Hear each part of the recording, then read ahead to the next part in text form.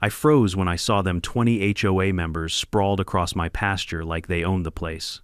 Picnic blankets, champagne bottles, Bluetooth speakers, blasting pop music, and right in the center of it all stood her Karen, the self-proclaimed queen of our neighborhood. She waved at me with that smug grin, shouting, "It's Community Day, farmer, don't mind us." But I did mind, because that community meadow was my private property, 40 acres of farmland I'd worked on my whole life. And they just trampled through my gates without so much as a knock. I felt my blood boil under the midday sun as one of them tossed a beer can into my feed trough. I clenched my jaw, watching my herd in the distance, 35 massive bulls shifting restlessly behind the fence, snorting clouds of dust. They wanted a taste of country life, fine. They were about to get the full-course meal. Before we get into the chaos that followed, tell me where you're watching from and what time it is there, and if you've ever had a Karen step onto your land, hit subscribe. You're gonna love what comes next. I wasn't born a patient man. Life on a farm taught me patience, the kind you earn with cold mornings, stubborn gates, and animals that don't care about your schedule. But patience isn't the same as tolerance. There's a line between the two, a fence line, and that fence line is where the trouble started. My name's Cole. I'm 52, a widower, and the last patent still working the 40 acres my father cleared with a dozer and a broken back. The house is a squat white farmhouse with a tin roof that sings when it rains. The barn is older than me, a long, handsome beast of weathered wood steel trusses and the smell of hay baked into its bones. Out behind it stretch two pastures, south and east, dotted with water troughs and shaded by a stand of bur oaks. That's where my pride lives, 35 bulls, Angus and Charolais crosses built like freight cars, muscle stacked on muscle. Most days they behave like oversized dogs, lazy and dignified until someone waves something bright or the air itself feels wrong. On the far side of my north fence lies a development that sprang up like mushrooms after a rain, Willowbrook Estates, honey yellow houses, perfect lawns, SUV parade every morning at 8. And a homeowners association with rules for everything: paint colors, mailbox heights, acceptable tree species. My farm existed long before Willowbrook, but the day the first cul-de-sac touched my property line, I felt the temperature change. Some folks waved, some kept their heads down, and one woman eyed my barn like it was a stain on her silk blouse. Karen. I don't know her last name because she introduces herself only as Karen, HOA president. She's mid-40s, tan like it's her job, everything lacquered and polished from the helmet of blonde hair to the acrylic nails that could field dress a deer. Her voice carries even when you wish it wouldn't. The first time we met, she leaned over my fence and said, "You know, if you joined the HOA, we could help you modernize this rustic aesthetic." I told her I liked my aesthetic fine. That was 3 years ago. In those 3 years, Karen found a way to make my farm her problem. She called code enforcement because my barn lights were harsh at night during calving season. She filed a noise complaint about a tractor idling at 6 a.m. in hay time. She left a note on my mailbox asking me to move my antique Ford truck because it disturbed the property values of the street that dead ends at my fence. I filed each note in the circular cabinet under my sink and carried on. We got into a sort of rhythm. She nipped, I ignored. Then the nips got closer to the bone. She held a nature walk for the HOA kids and accidentally cut through my south gate, leaving it unlatched. I caught it before the bulls did. After that, I replaced my latches with heavy chain and a padlock you could anchor a boat with. I put up more signs: private property, no trespassing, livestock grazing, enter at your own risk. Karen called them hostile and unwelcoming. I told her that was the point. Thing about property lines is they're not philosophical, they're not metaphors, they're not community vibes, they're lines. If you were raised the way I was, crossing a line without permission buys you consequences you won't enjoy. My father had a simple rule: ask first, step second.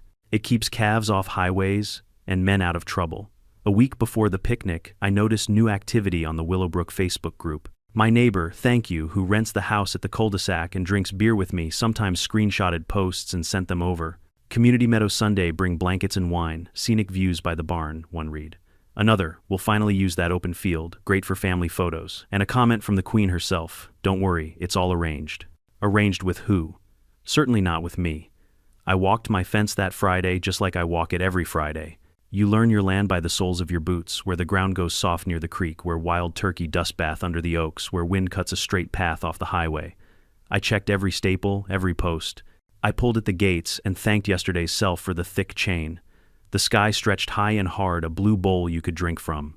The bulls stayed in the east pasture that day, rumbling in the belly the way bulls do, chewing, methodically flicking flies with tails wider than a belt.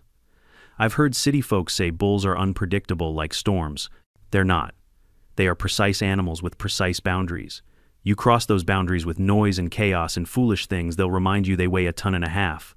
My boys don't want trouble, but if trouble comes in waving, shouting, and squeaking across a pasture like a box of rubber ducks, they'll answer. Saturday I drove into town for salt blocks and coffee. Everybody knows me at Grady's Feed and Tack. The clerk, a girl with a nose ring and boots older than she looks, said, "You see, the HOA lady's planning some big to-do," I grunted. "You got cameras?" she asked. I nodded. "Good," she said. "People behave better when they know they're on film.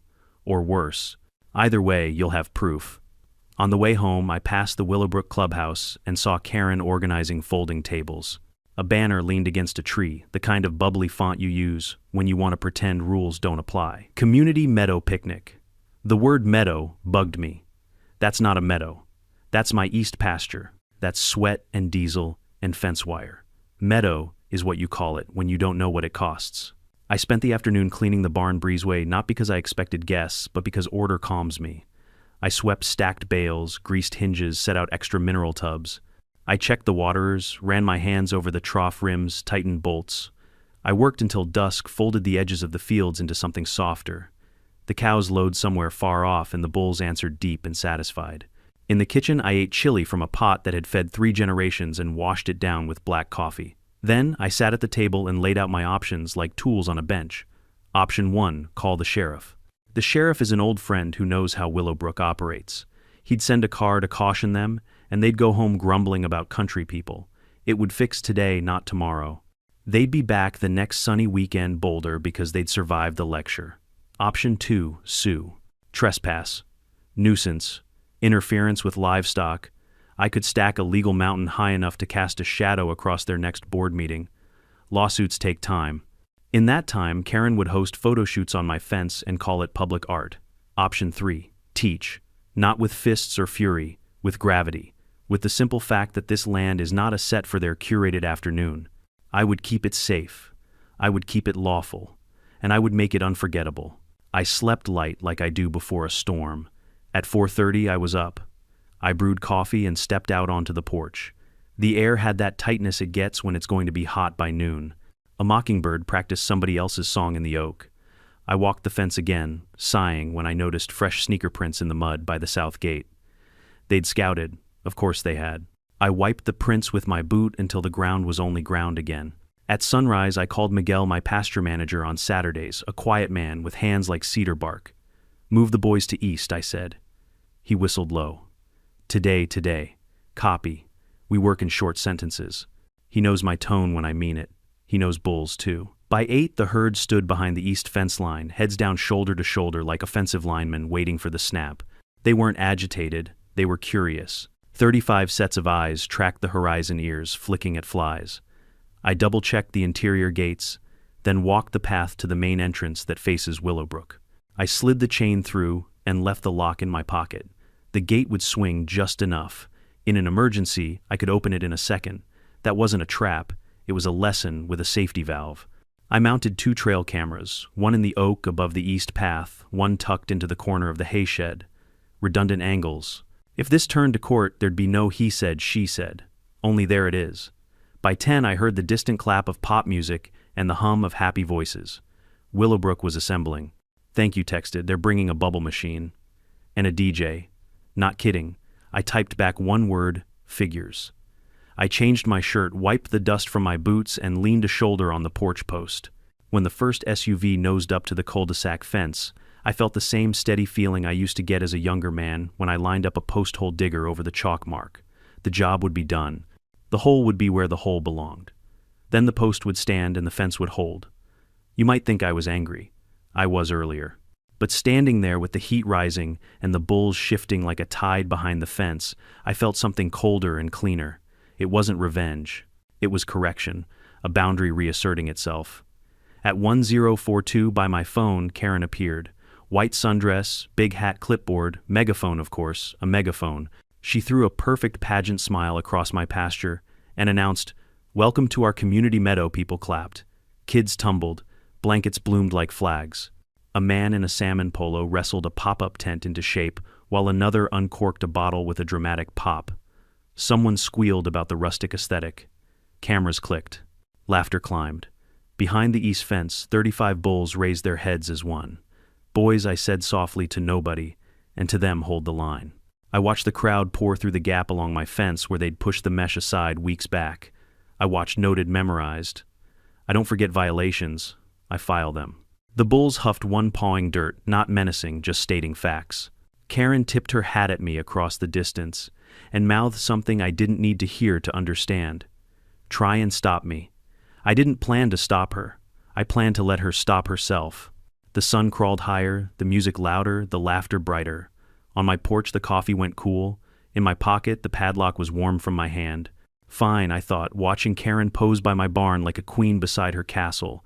You want country, you'll get country, and you'll learn what fences are for. By noon the sun was sitting right above the oaks, a burning coin melting into everything it touched. Heat shimmered off the dirt road, and even the fence wire looked like it was glowing. The smell of cut grass mixed with cheap perfume and grilled sausages drifted across my pasture like a bad omen. From the porch I had a perfect view of what they were doing, Karen and her little entourage turning my land into their private country club. 20 of them at least, maybe more. They'd parked in a neat row right up against my fence line, blocking the service road that leads to my feed barn. Someone had set up a white tent with gold streamers. Kids were running through the grass, waving bright ribbons, and a speaker somewhere was blasting Taylor Swift like it was Coachella. Karen stood in the middle, a sun hat so wide it could have its own zip code. She was holding a glass of rosé and addressing the crowd through her megaphone, as if anyone beyond 3 feet cared. "Welcome everyone to Willowbrook's first annual Community Meadow Picnic," she shouted. The crowd cheered. "Thank you all for supporting our efforts to make our neighborhood harmonious and inclusive." I nearly choked on my coffee. Inclusive. That's one way to say trespassing. I decided to approach calmly, not as a man with rage boiling under his collar, but as the legal owner of this land. I walked the long way around through the south gate, taking my time. The bulls watched me pass. A few snorted, restless from the noise. When I got close enough, I called out, "Afternoon, folks. Mind telling me what you're doing on my pasture?" Karen turned, flashing that fake HOA smile, the kind that could curdle milk. "Oh, Cole, we were just enjoying the sunshine. It's Community Spirit Day. Didn't you get the notice?" "Notice," I said. "You mean the one you posted on Facebook about my land?" She sipped her drink like she hadn't heard a thing. "Well, technically this area borders Willowbrook property. It's all open space, right? We thought you wouldn't mind." "Except it's fenced," I said flatly. "With a padlock. That you cut." A few people froze mid-bite. Others laughed nervously. A man in a pastel shirt mumbled, "Come on, buddy, it's just a picnic." "On private land," I said. "That's called trespassing." Karen rolled her eyes dramatically. "Oh, please, no one's getting hurt. We're not damaging anything. Look around, it's beautiful. We're promoting the rural charm your property brings to the neighborhood." I stepped closer, lowering my voice. "You're promoting a lawsuit if you don't pack it up and leave." That made her laugh, really laugh. "Cole, honestly, you sound ridiculous. It's just grass. You should be thanking us. We're appreciating your farm, giving it visibility. Most people would kill for this kind of community engagement." I stared at her for a long second, trying to decide if she truly believed her nonsense or just liked hearing herself talk. Her friends smirked behind her, emboldened by the group. "That's how Karens work. They multiply confidence when they have an audience." "Visibility," I repeated. "You mean the way your guests just dumped plastic cups into my cattle trough?" Karen blinked, then turned to the group. "All right, everyone, let's move a bit further away from Farmer Cole's precious water." The crowd laughed. I felt my hand twitch, but I kept it in my pocket. I took out my phone and began recording. "Just so we're clear," I said, "you're all here without permission." Karen smirked at the camera. "Record all you want, cowboy. It's public land." "Oh, sweetheart," I said, smiling back. "You might want to check your maps before you start using legal terms." That was when a kid ran right through the shallow creek that separated the picnic area from the bull's pasture, splashing mud everywhere. A few adults yelled for him to stop, but the noise and laughter drowned it out. The bulls lifted their heads, tails, flicking ears, twitching. I knew that sound, the heavy exhale, the low rumble in their throats. They weren't angry yet, but they were aware. Bulls don't like confusion. They don't like sudden movement. And they really don't like shrieking children waving red balloons. I took a breath. "Karen," I said evenly, "you're upsetting my animals. You need to go." "Oh, they're fine," she waved it off. "Look at them, they're just standing there. Harmless, really. Besides, it's fenced." "Right," I said quietly, "for now." I turned around and walked back toward my porch. Karen called after me, "Don't be such a grump, come grab a drink, lighten up a little," but I didn't answer. I just kept walking, the camera still rolling in my hand. When I reached the house, I went straight to the office, opened my laptop and began uploading the video to a folder labeled HOA Evidence, Trespassing. Then I opened the feed from my security cameras.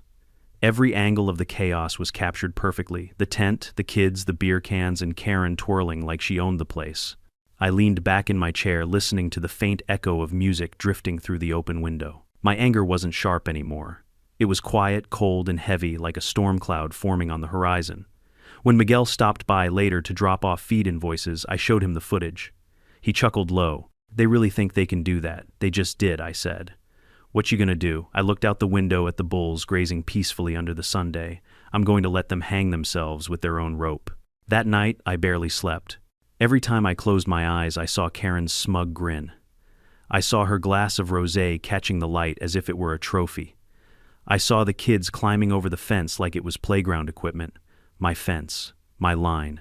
By morning, I had my plan. It didn't involve yelling or lawsuits or even the sheriff, at least not yet. It involved letting nature take care of what arrogance started. I spent the early hours walking the field, checking the perimeter again. I tightened every lock except one, the north gate. That one I left open just a crack wide enough for a few curious bulls to wander through if the need arose. I filled the troughs near the east pasture, right beside the picnic spot, so the herd would drift that way naturally. Karen's people wanted an authentic rural experience. They were going to get it, just not the way they imagined. Later that afternoon, I saw Karen's newest post on the HOA group. It was a collage of photos from the picnic people posing in front of my barn, kids playing with my dogs, someone sitting on my tractor seat. The caption read, "A successful community event. Huge thanks to Farmer Cole for letting us use his land again." Again. That word did it. The comments were even worse. "Such a perfect location, Karen. You should make it annual. I can't believe he's so chill about it. Love having a farmer next door." I wasn't chill. I was calculating. The next time they came, they wouldn't find a friendly farmer or an empty field. They'd find the real Willowbrook Welcome Committee, 35 muscular, territorial, 1,000-pound bulls with no patience for uninvited guests. I picked up my phone and called Miguel. "Miguel," I said, "keep the boys close to the east fence next weekend." He hesitated. "You expecting company?" Unfortunately, I said yes, but this time I'm not serving drinks.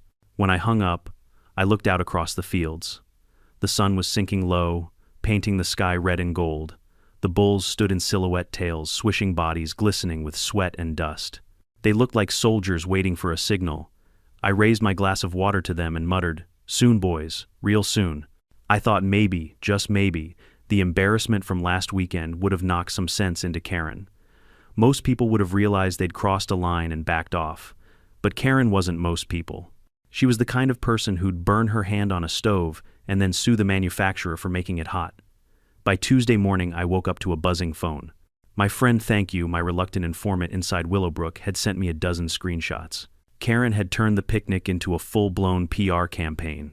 The HOA Facebook page was plastered with posts. Our community picnic was a massive success. Nature, laughter, and friendship. Thank you everyone for making Willowbrook such a beautiful place to live. And at the bottom of every post, like a brand signature, she'd tagged me number, thanks Farmer Cole number, community spirit number, rural charm.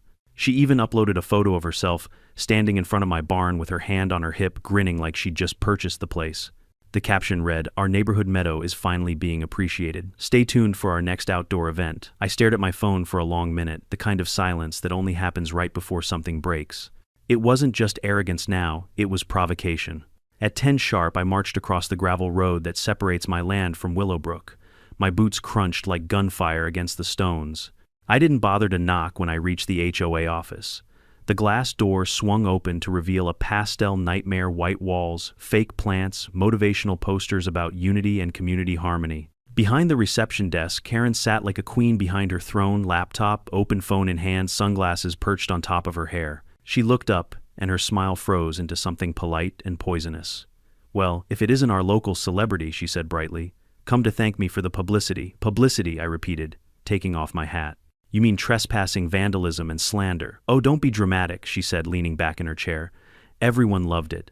You should see the engagement we're getting online. It's bringing value to both our properties." "I didn't agree to any of this," I said. "You cut my fence. You brought people onto private land. You left trash bottles and God knows what else. You had no right. Karen sighed, pretending to look bored. Cole, you have to understand. Community development is about sharing. You have this huge empty field sitting there doing nothing. We're just utilizing it. Besides, you didn't explicitly say no. Yes, I said, my voice hardening. I did. Several times. Well, she said with that fake laugh that made my skin crawl, maybe you should put it in writing next time. She stood up, straightening her skirt. Look, the picnic was harmless. No one got hurt. You're just upset because people enjoyed something that you think you own. Maybe you need to loosen up a bit. I took a step closer to her desk, lowering my voice. I do own it, Karen. Every inch of it. The county records the deeds, the taxes, it's all mine. And next time you set foot on my land, I won't be so friendly. Her eyebrows shot up. Is that a threat? No, I said calmly. It's a promise. For a second I saw it, the flicker of fear behind her smug exterior. But she recovered fast, her tone dripping with condescension. I'll make sure to tell the HOA board you tried to intimidate me. They'll love that. Maybe we'll add verbal harassment to our next complaint. Complaint, I asked, raising an eyebrow. Oh yes, she said sweetly. I was just drafting one. About your signage. Those big red private property signs, they're quite aggressive. They make our neighborhood look hostile. We'll be requesting that you take them down. I let out a slow breath. You really don't know when to stop, do you? Karen smiled, eyes glinting. Oh, I do. I stop when things are pretty. I walked out before I said something I'd regret. Outside, the sun hit me like a slap. My blood was boiling so hot I could feel it in my teeth. By the time I got home, my plan wasn't just forming, it was fully built. For years I'd tolerated her nonsense because I believed in keeping peace. Because my late wife used to tell me, you can't fight crazy with anger, Cole. You'll just lose twice. But this wasn't about anger anymore. This was about respect. And if Karen wouldn't learn through words, she'd learn through experience. That afternoon, I began preparing. I checked the east fence line, the one closest to Willowbrook, and replaced the wire with reinforced mesh. The only gate I left even slightly loose was the north one, the same one Karen's group used last time. I tightened every other lock and oiled the hinges so they'd swing fast when I needed them to. Then I called Miguel. Remember those 35 bulls, I said. He chuckled. Hard to forget them, boss. I want them in the east pasture by Saturday morning. Keep them well fed but restless. No contact with outsiders. I'll handle the rest. There was a pause. You expecting trouble again? Let's just call it a community event, I said. He laughed low and long. Understood. Next, I set up the cameras, 3 of them this time, with higher resolution. One facing the main gate, one overlooking the pasture, and one hidden in the barn loft for a full aerial shot. I didn't just want proof. I wanted documentation. If Karen thought she could manipulate the narrative again, I'd make sure the footage spoke louder than her Facebook posts. By evening, the sun turned the fields into liquid gold. The bulls shifted in their pens, restless, powerful, snorting against the rails. I walked among them, patting their thick necks, feeling the tension in their muscles. They'll come again, I told them quietly. And when they do, you boys just be yourselves. They blinked at me, calm and silent, chewing hay like philosophers who already knew the outcome. 2 days later, the first signs appeared literally. Karen had printed flyers, Willowbrook Summer Picnic, Saturday at noon, same beautiful meadow. There it was again, meadow. As if calling it something softer could erase the fence line, the property rights, or basic decency. I watched her and her crew pin the flyers around the subdivision like they were campaigning for office. I could have laughed if it wasn't so infuriating. That Friday night I went through my final checklist, cameras armed and recording. Gates locked except the one that mattered.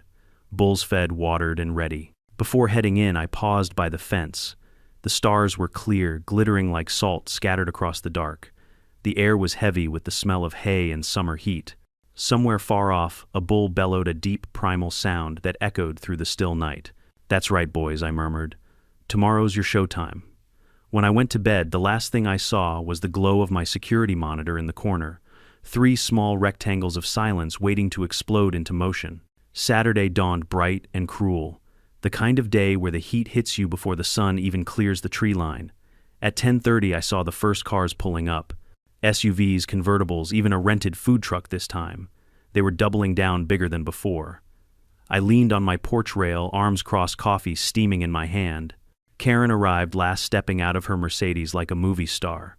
Her voice cut across the field, full of false joy. Good morning, neighbors. Isn't this just perfect? The crowd cheered. I smiled. Not the polite kind, the slow, dangerous kind that comes from knowing you're about to teach someone a lesson they'll never forget. Because this wasn't a picnic anymore. This was a showdown. Saturday morning came in quiet, heavy, and hot. The kind of morning that makes every sound feel louder, every breath thicker. I was up before dawn watching fog crawl low across the field like a living thing. The dew shimmered silver on the grass, and for a few peaceful minutes everything was calm.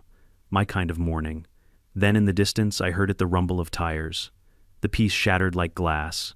I took a slow sip of coffee and set the cup down. Showtime, I murmured. By 8 o'clock, Willowbrook was alive with noise. Cars lined the cul-de-sac, kids shouting trunks, slamming folding chairs, clattering. The HOA's second community meadow picnic was about to begin, and this time they were better organized. Karen had gone full event planner, banners, coolers, balloons, even a bounce house, half inflated near the fence. But she still hadn't learned the one lesson I'd been waiting to teach. Never underestimate a man who knows every inch of his land. I checked my cameras, 3 of them streaming perfectly.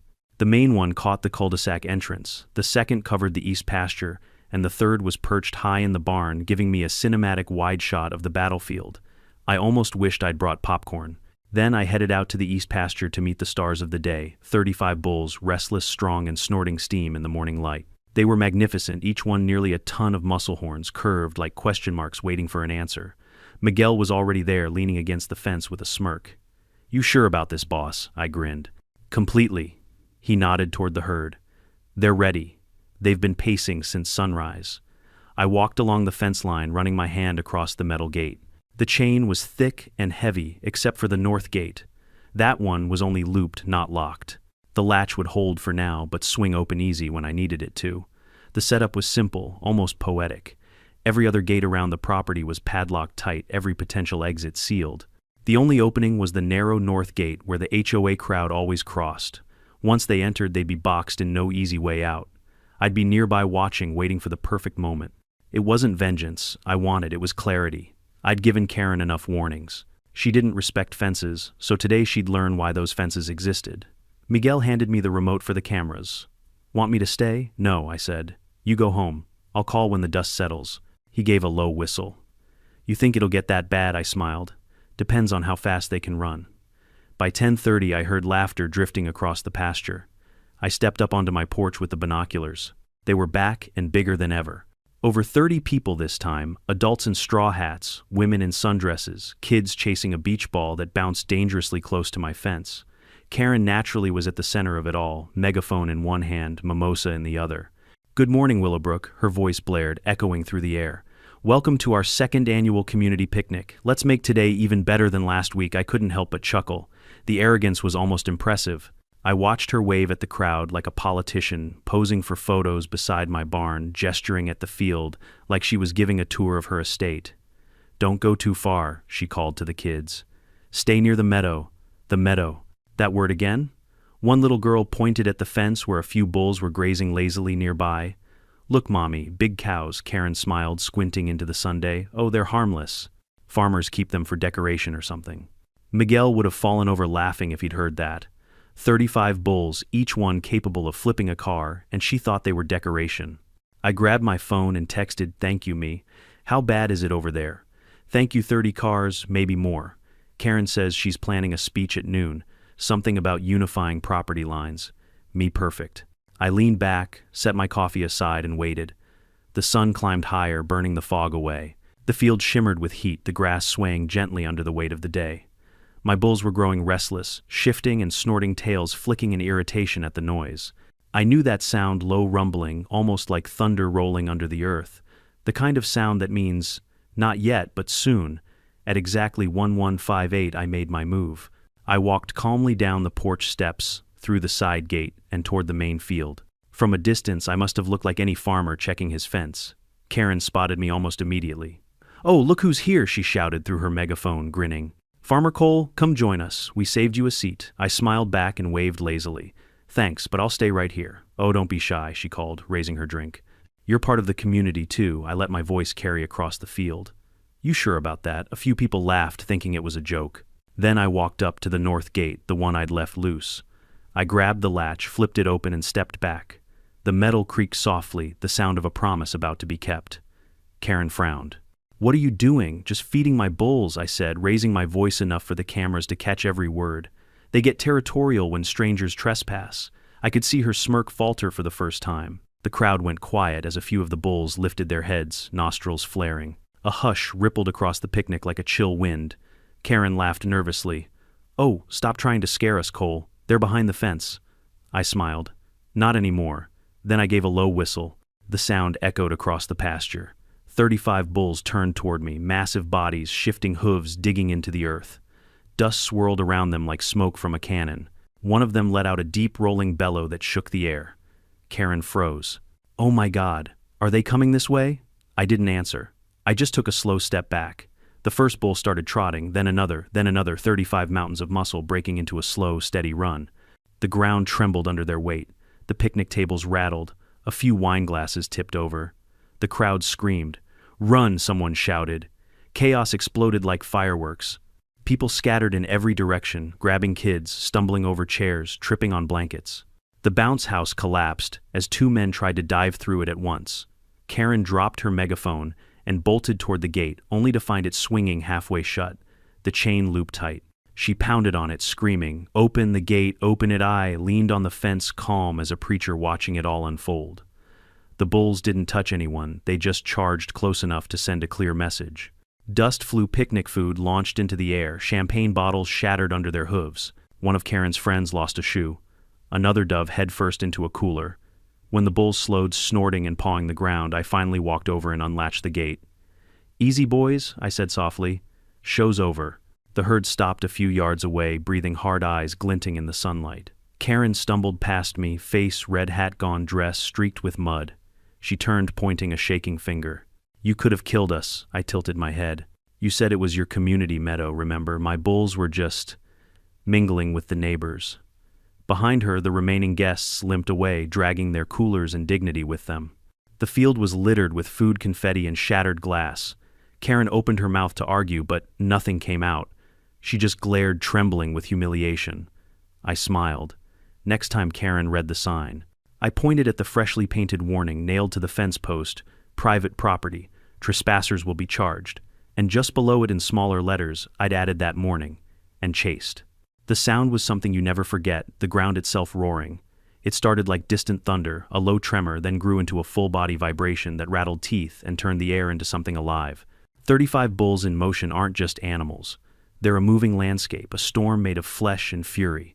From my porch, the sight was biblical. Dust clouds lifted behind them, sunlight slicing through the haze like golden fire. Karen's elegant community picnic had transformed into a full-scale evacuation scene straight out of an apocalypse movie. It all happened in seconds.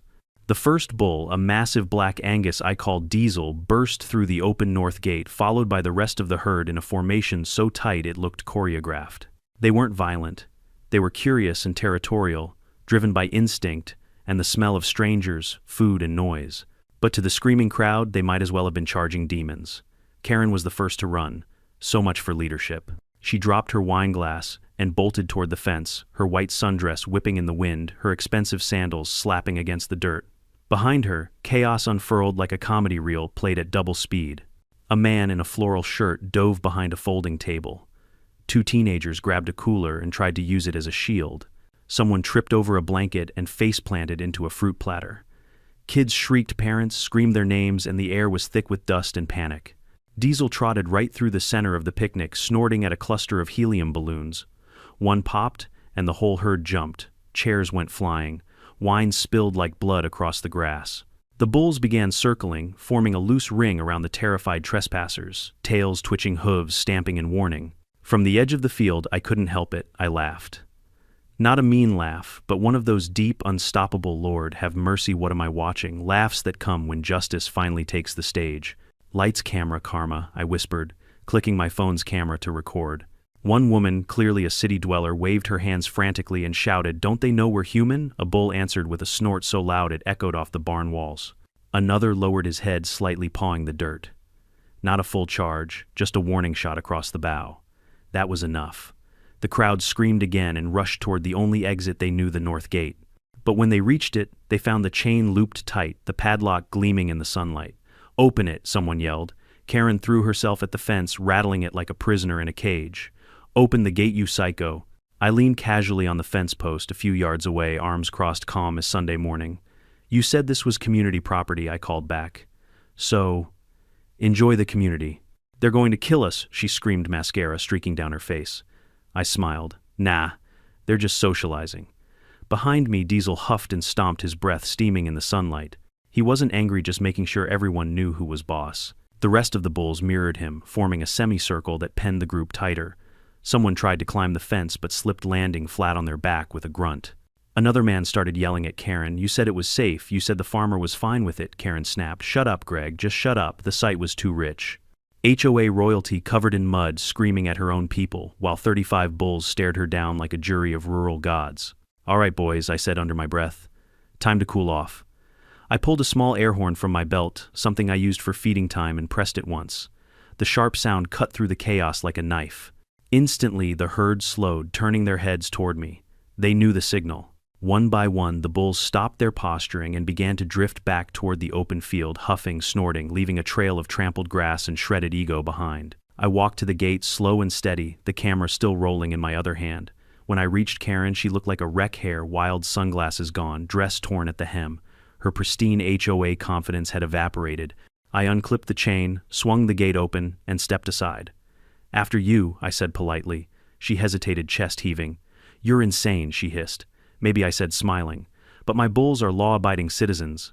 "Can't say the same for your HOA." The group flooded through the opening, tripping and stumbling, dragging coolers, strollers, and bits of picnic debris. One man left behind a pair of expensive loafers. Another lost his phone somewhere in the grass. The last kid out was crying, clutching a half-deflated balloon that read, "Community Fun Day." When the dust settled, only Karen remained on my side of the fence, standing in front of me, trembling with rage. "You'll pay for this," she spat. "You terrified children. You endangered lives." I tilted my head.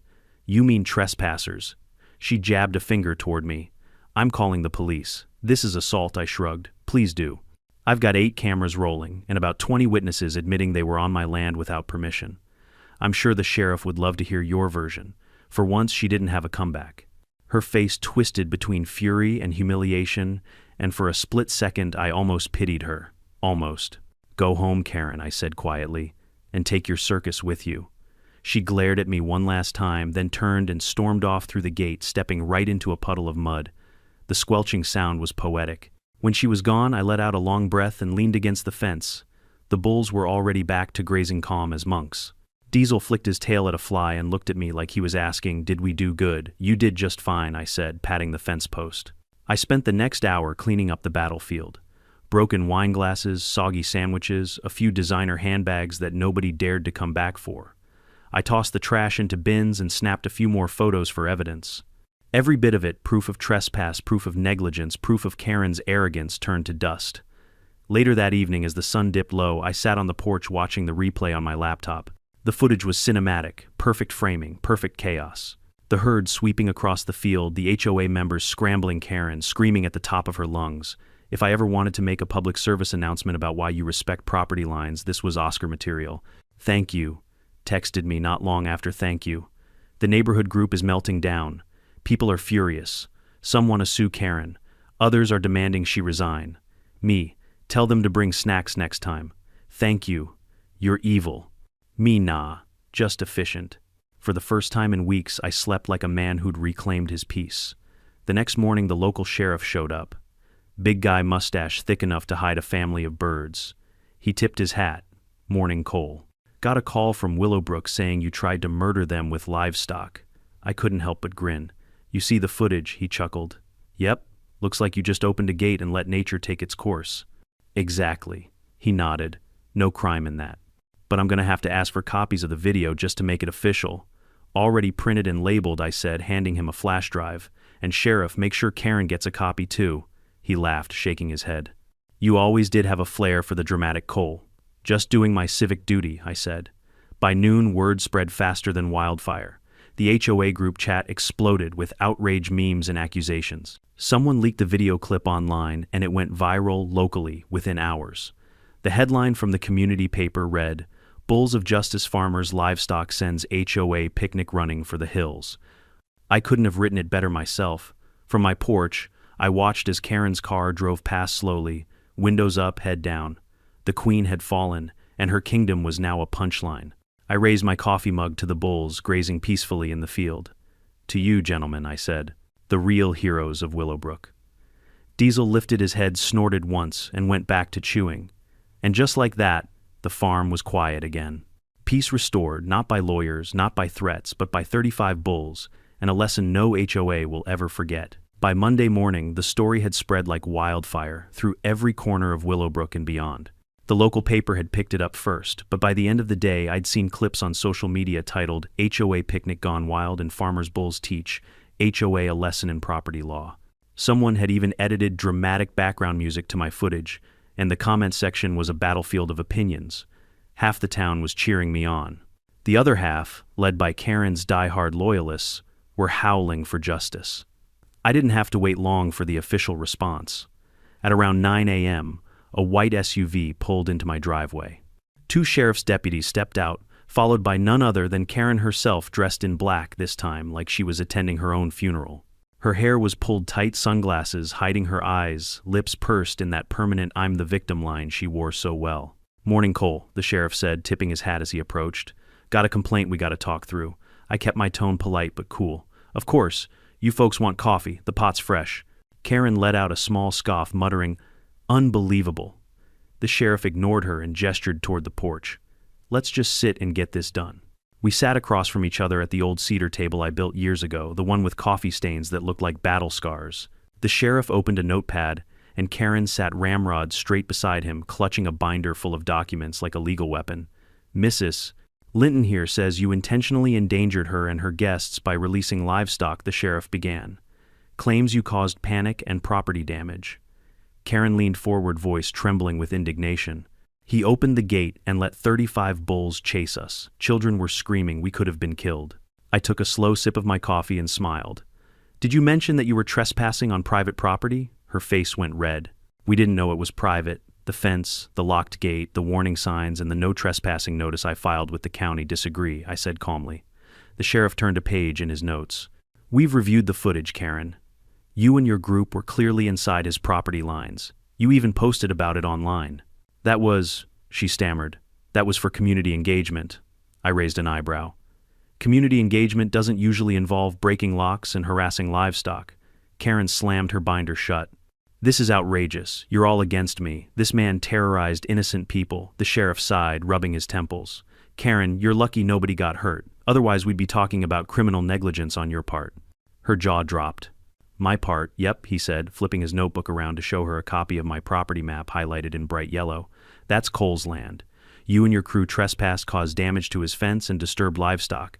That's a misdemeanor trespassing charge right there." Karen's voice cracked. "But he set us up."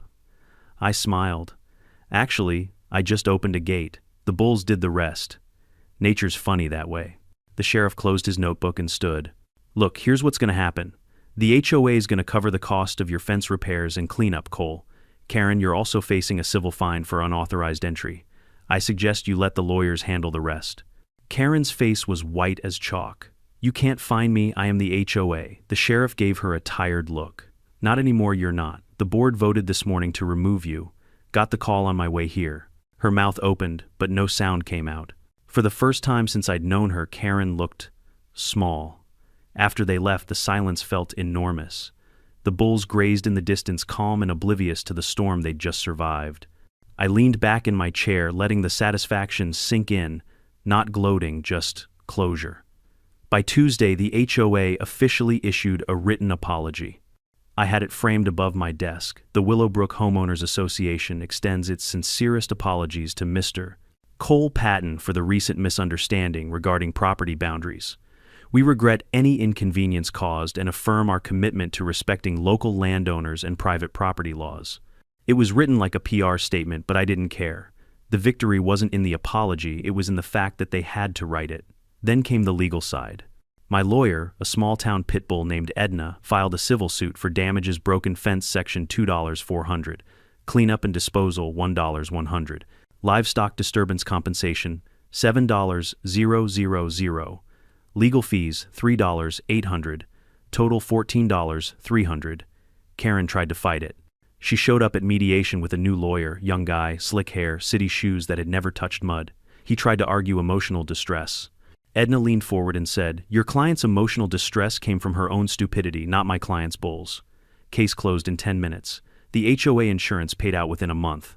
I used part of the settlement to replace my entire east fence with reinforced steel posts and an automatic locking gate. On top of it, I added a brand new sign that read, "Private property, no trespassing. Bulls still live here." A week later, I got a letter in the mail, anonymous, but the handwriting gave it away. "You humiliated me in front of everyone. I hope you're proud. You won't scare me forever." No return address, of course. I pinned it to the fridge like a trophy. But something had changed in Willowbrook. People started waving again. The same folks who used to glare at me for parking my tractor near the road now offered a friendly nod or a quick morning coal. Some even stopped by the fence to chat about local markets or weather. Respect was back-earned, not demanded. And Karen, she disappeared from sight. Rumor had it she'd sold her house and moved 2 towns over. The new HOA president, a quiet man named Dan, sent me a handwritten note. "Thank you for setting the boundaries literally and figuratively. Willowbrook's learning what community actually means." I kept that one too. Then one evening, about a month after everything settled, I got a call from the sheriff. "Thought you'd want to know," he said. "The county used your footage for a safety seminar on property rights and rural trespassing." I laughed. "You're kidding." "Nope." Title slide says, "Respect the fence lessons from Willowbrook." I almost spit out my beer. "You tell him to use the bull footage," he chuckled. "Oh, they did. It's effective." I went to bed that night feeling lighter than I had in years. No HOA threats, no angry letters, no entitled voices trying to tell me what to do with land my family had bled for. Just the sound of crickets, the wind brushing through the oaks, and the distant low of my bulls under the stars. Before I turned in, I looked out across the pasture. The fence line shimmered silver in the moonlight, strong, unbroken. Diesel stood near the water trough head high, watching me the way he always did. "Good work, partner," I said softly. "You earned your keep." He blinked once, snorted, and went back to grazing. For the first time in a long time, I knew peace had come back to the farm, not because I'd fought fire with fire, but because I'd reminded the world what a boundary meant. And I had 35 bulls to thank for it. A month later, the fields had gone quiet again. The grass that Karen's army trampled was already growing back greener than before. You could still see faint tire marks near the north gate, like scars, but they were fading fast. Nature has a way of healing faster than pride. I stood at the fence one morning, coffee steaming in my hand, watching Diesel and the other bulls graze lazily under the sunrise. The world looked clean again, orderly calm, the kind of morning my father used to call honest. Peace on a farm isn't just silence, it's a rhythm. The wind through the trees, the hum of distant insects, the slow chew of livestock. I hadn't realized how much I'd missed it until the HOA circus was gone. Since the incident, Willowbrook had transformed. The new HOA president, Dan, was a decent guy, a retired postal worker with a sense of humor and, more importantly, humility. He stopped by once with his wife to bring a basket of baked goods and an apology in person. "We've been trying to rebuild trust," he said, rubbing the back of his neck. "Karen left a big mess behind." I laughed softly. "Yeah, she did. But you're handling it better than I expected." He smiled. "I told the board there's a difference between leading and controlling. We're rewriting half the bylaws now. Less about power, more about people. That's a start," I said. "And the picnic idea," he chuckled. "Strictly within the HOA park from now on. 0 bulls involved." We both laughed at that. After they left, I pinned his thank you card on my fridge right next to the official apology letter from the HOA. Underneath, I taped a new photo, a still shot from my camera footage, where Diesel stood tall in the middle of the chaos dust, swirling around him, looking every bit like a sheriff handing down divine justice. I titled it, "The Day Common Sense Returned." The video, meanwhile, had taken on a life of its own. Someone uploaded it to YouTube, and within weeks it had racked up over 1 million views. The comments section was a festival of praise, memes, and rural solidarity. Don't mess with farmers. HOA Karens finally getting what they deserve. The bulls are the real heroes here. I didn't make a dime off it, but I didn't need to. Knowing that people saw the truth, that felt like enough. Every now and then, someone new would drive past, slowing their car to snap a photo of the infamous sign I'd put up, "Private property, no trespassing, 35 bulls still live here." The local paper even asked to interview me for a human interest piece. I agreed as long as they promised not to dramatize it. The reporter, a young guy with nervous energy, showed up with a notepad and camera. "So, Mr. Patton," he began, "what made you decide to, let the bulls handle things?" I grinned. "Didn't let them. I just gave them the opportunity to express themselves." He laughed nervously, jotting it down. "Would you say you were seeking revenge?" I shook my head. "Revenge is loud and ugly. What I wanted was understanding. I gave them the chance to understand the meaning of offense." He paused, looking thoughtful. "Do you think they learned it?" I glanced at the horizon. "Oh, they learned it. Some lessons you don't forget, especially when taught by 35 bulls." The article came out a week later, under the title, "When Common Sense Has Horns, Farmer Teaches HOA Respect the Hard Way." It went statewide by the next weekend. My mailbox filled with letters from people, farmers, veterans, even suburban homeowners sharing their own stories about boundary issues and entitled neighbors. Some were funny, some were heartbreaking. One woman from Texas wrote, "You reminded me of my dad. He always said, 'You can't build fences tall enough for arrogance, but you can sure make 'em regret climbing over.'" That one hit me right in the gut. Because underneath all the humor, all the viral fame, all the cheering strangers online, there was something deeper. A truth that city folks and HOA committees often forget: boundaries aren't aggression, they're respect. When my wife was alive, she used to say that fences don't divide good people, they protect good neighbors from bad ones. She was right, and Karen had proven it in every possible way. Speaking of Karen, I hadn't seen her since that day she stormed off in the mud. But rumor travels fast in a small county. "Thank you," told me she tried to start another HOA board 2 towns over, lasted 3 weeks before the community voted her out. Some people just can't survive without conflict. It's their oxygen. Me, I preferred quiet. My days went back to the way they used to be. Feed runs, fence checks, fixing things that break, because that's what life is: maintenance. Not control, not perfection, just steady hands and time. But every time I passed that north gate, I smiled, because that patch of ground wasn't just grass anymore. It was a memory, a reminder. One evening around sunset, I took a walk out there. The bulls were dozing near the fence, their shadows stretching long across the field. The light painted everything: gold, the grass, the barn, even the dented cooler someone had left behind from the picnic. I stood there for a while, thinking about how strange life is. How it takes something ridiculous, a woman with too much power and too little sense, to remind you who you are. I knelt down, picked up a bit of the trampled grass, and let it crumble through my fingers. People always think revenge feels good, but what really feels good is balance. I didn't hate Karen. Not really. I pitied her. People like that never understand peace. They're too busy trying to dominate it. The truth is, the world doesn't need more people controlling each other. It needs more people minding their own fences. That night, I poured a drink, sat on my porch, and wrote something down in my old notebook. Not for a newspaper, not for court, just for me. Respect is the only crop that never fails. You plant it with boundaries, water it with patience, and harvest it with dignity. Cross that line and you reap what you sow. As the stars came out, Diesel bellowed once from the pasture, a long, deep sound that rolled through the hills like a benediction. "Good night, partner," I said softly. And for the first time in months, I felt like the land and I were breathing in rhythm again. Sometimes in life, it's not the fight that teaches you, it's the fence. Karen's story wasn't just about bulls or trespassing, it was about boundaries. About how people who think rules don't apply to them will always find out one way or another that they do. If there's one thing I've learned, it's this: you don't have to shout to be heard, you don't have to fight to win. Sometimes you just need to stand your ground and let truth and a few well-timed bulls do the talking. So if you've ever had someone cross your line, remember, stay calm, stay clever, and trust that karma's got a better aim than anger ever will. Drop your own story in the comments below, and don't forget to subscribe. Because here justice doesn't knock twice, it kicks down the gate with 35 bulls behind it.